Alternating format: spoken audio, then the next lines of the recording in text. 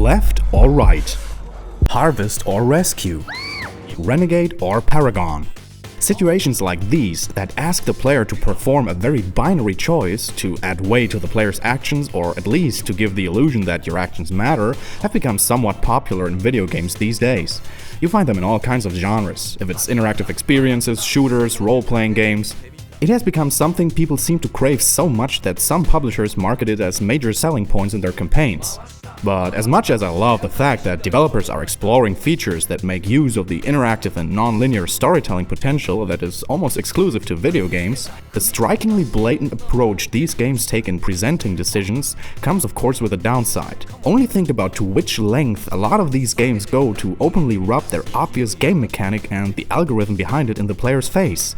You're actively reminded that you're playing a game, sometimes even literally. It has a certain Mega Man, come in! character. This creates an immersion dissonance.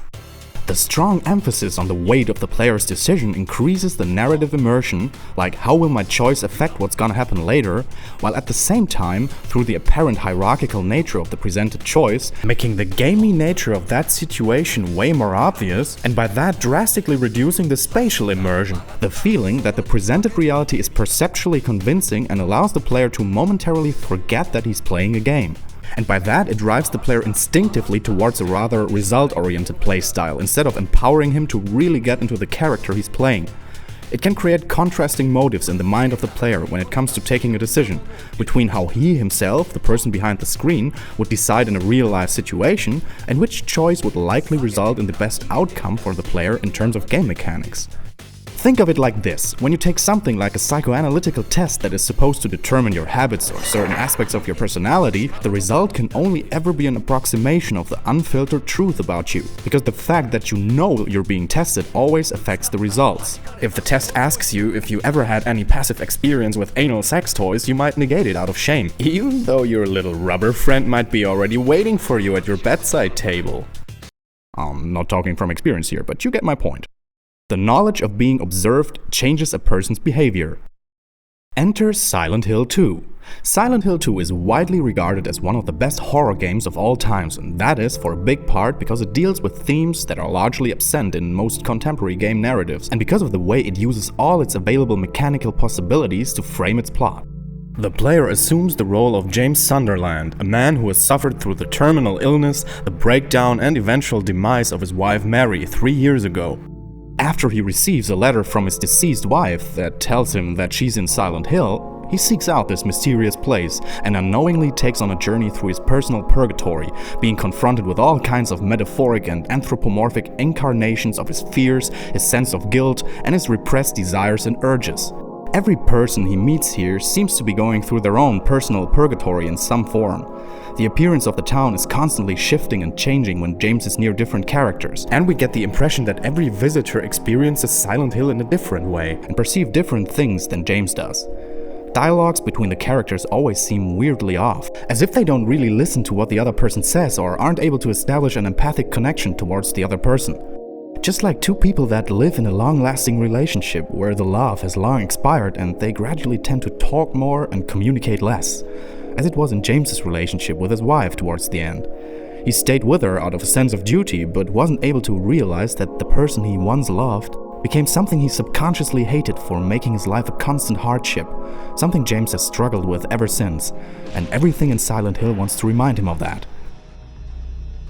Angela, for example, is filled with self-loathing and self-doubt, as she's probably been abused and molested by her father during her childhood, and eventually ended this nightmare by killing him. Like many abuse victims, she has been taught to think of herself as worthless and unlovable, and with her father being dead, she can no longer hope for him to repent his actions, to apologize, or to tell her that he loves her, the only thing that would have given her solace. By killing him, she also killed her hope for forgiveness. In one scene, we witness her reliving a violent memory with her father, but all we perceive is that she's being attacked by a black door. Yeah, I'm not even kidding, it's a door. Or later in the game, she stands in a burning room, but we can only see the flames when we're inside the room ourselves.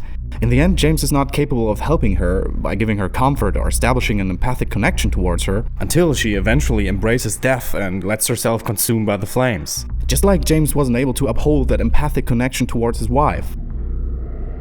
The game is filled with symbolisms and metaphors like these.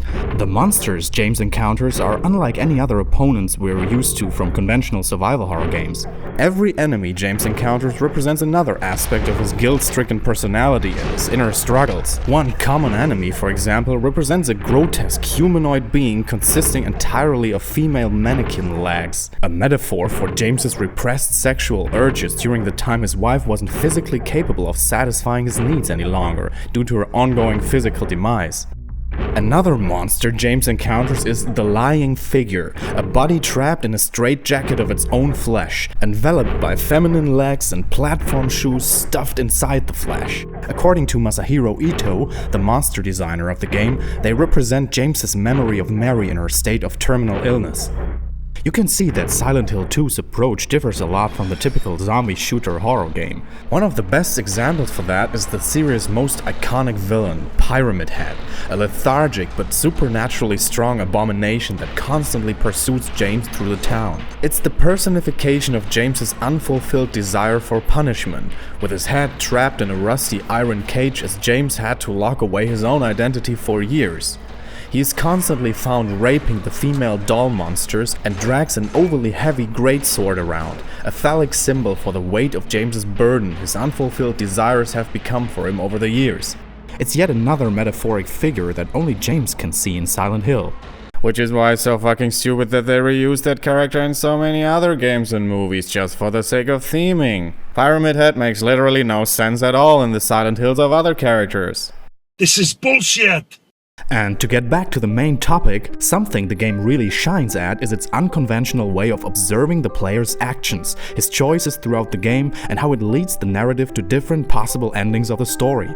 Early on in the game, when James reaches the location where he expects to find his wife, he instead meets Maria, a woman that looks exactly like his wife, but has no knowledge about her and behaves like an overly promiscuous, distorted mirror image of James's memory of his wife. Her seductive attitude towards James, her occupation as an exotic dancer, and the way his looks are constantly drawn towards her during dialogues indicate that she's yet the most potent representation of James's repressed urges, a projected, sexualized doppelganger of his deceased wife.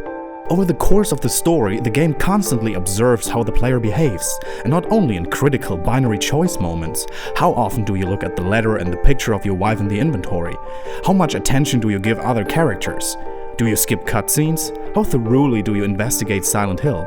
And especially, how empathetic are you towards Maria? If the player trusts Maria, attempting to save her repeatedly and checking up on her often when she's sick or left behind, the game will show you what is known as the Maria ending, where we learn that James was responsible for the mercy killing of his wife, and eventually accepts Maria as a replacement. But her cuffing shows that James has not made the necessary inner metamorphosis to be forgiven, so he's doomed to relive his experience with his dying wife, over and over until he finds redemption. It doesn't matter who I am. I'm here for you, James. See? I'm real. The true genius is that the game never ever reveals anything of its decision algorithm to the player at all. It doesn't even tell the player that he can in fact reach different endings. When I played Silent Hill 2 for the first few times, I never knew that all of my actions were being recorded and analyzed. I always reached the Maria ending, thought it was the only ending, and was unsettled by the dark and depressing nature of James's story. Him being forced to eternally relive his personal hell until the end of times. I was never aware that it was actually me and the decisions that I made that caused the story to unfold in this way. Only a few years later, when I read that it is possible to reach 5 different ending sequences, and that your journey is tailored by how you play the game and especially by how you emotionally perceive it, it gripped me with full force. It was me who was being psychoanalyzed the entire time and who was responsible for the depressing outcome of James's story. Something I had to immediately set straight by playing it again, finally helping James to find redemption. But it still left a bitter taste in my mouth to know that I wasn't able to achieve this without external knowledge. It felt a bit like having taken a medicine for years and then suddenly being told that it was a placebo all along, only kind of the other way around. Pure genius.